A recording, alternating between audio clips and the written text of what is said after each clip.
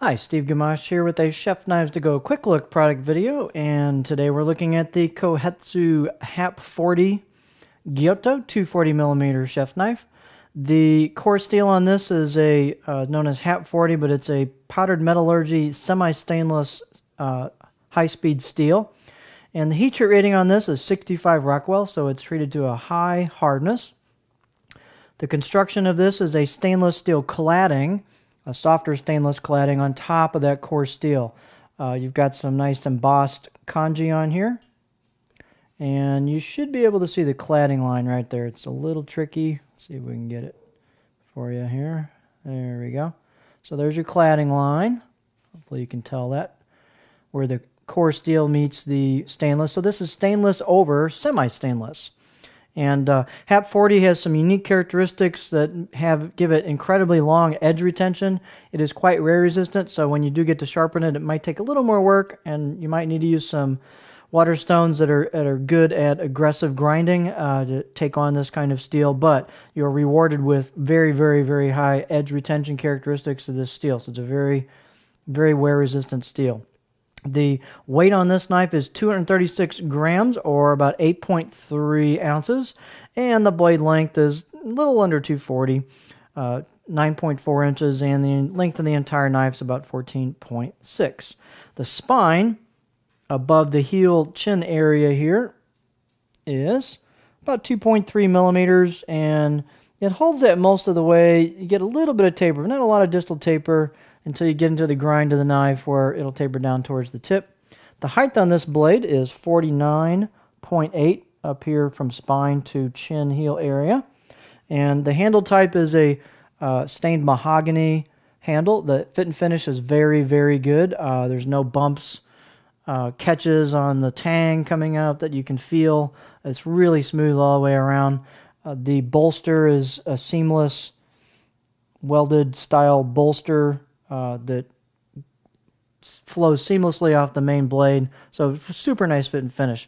The fit and finish on the blade itself is very, very good.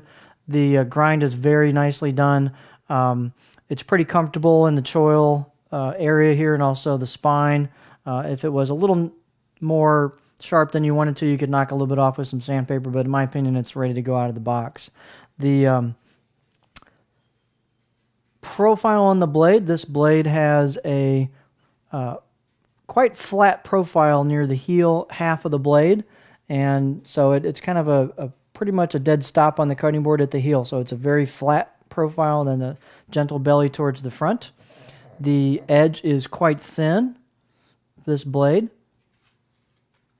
and as I said, the grinds are done quite nicely on this blade.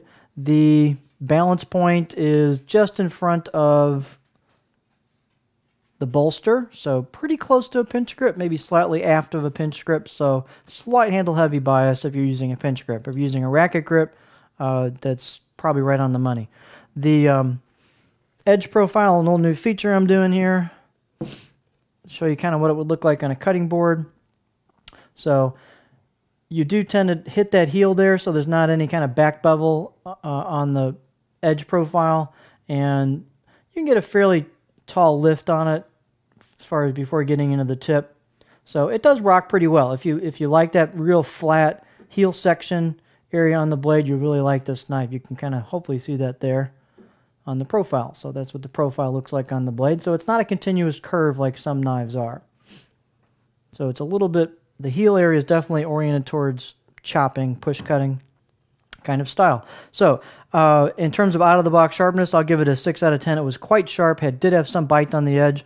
I've actually been using this right out of the box, and it's really got quite a good edge on it. You could probably get a little bit nicer edge on it and make it perform even better, but this is a good all-around performer. It does have a little bit of stick characteristics because of the type of blade. It's fairly thin, and it doesn't have a lot of texture of the blade, but it doesn't wedge much at all, and the tip is thin enough to go through ingredients like onions quite well.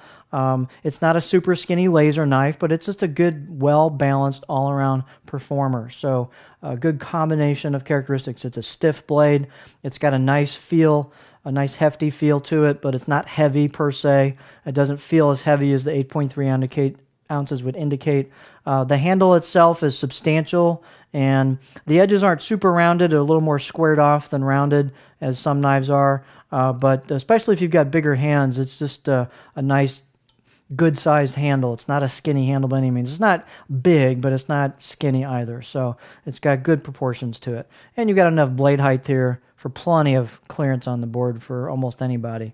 So there you have it, just a real nice offering from Mark, the Kohetsu HAP40, known as a voodoo steel, Gyuto 240mm knife.